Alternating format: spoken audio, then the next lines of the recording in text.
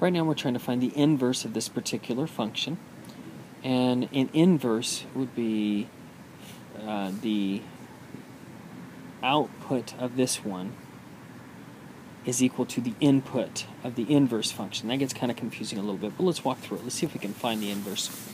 So this one's written in function notation, so we've got our h of x here. Instead of writing y, we wrote h of x. So what we're going to do is we're going to change that. We're going to move it back. And so now we're going to go y is equal to 2 over x minus 5 plus 6. So all I did is rewrote it in normal notation. I took out the function notation aspect of it. Now what we're going to do is we're going to switch the x and the y. Okay? And I'll do that in red here so you'll be able to see it. X is equal to 2 over y minus 5 plus 6. So all I did there is I just switched the x and the y's, and that's it.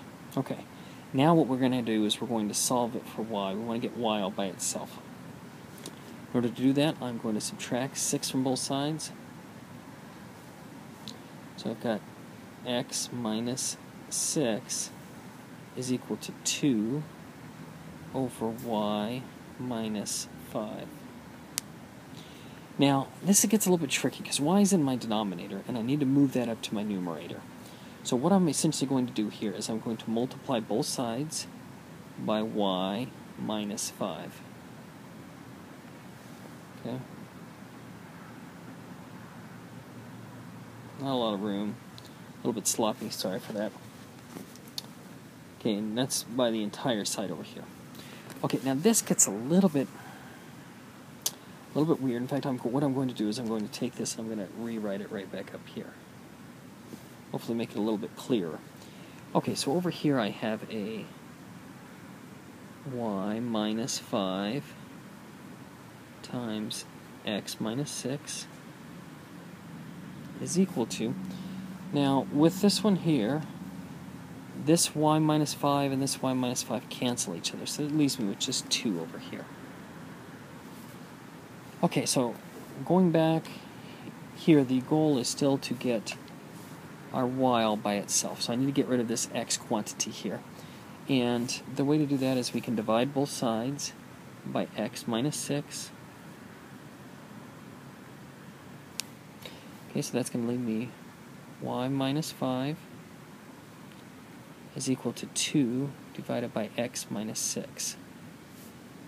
Okay, now we have one last step. We've got a 5 over there. We're going to add 5 to both sides, plus 5.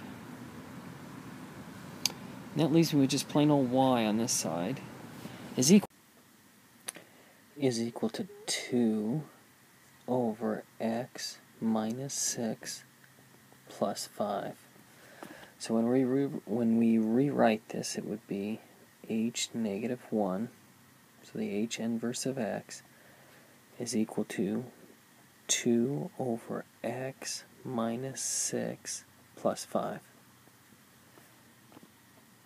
And that would be our answer on this particular one.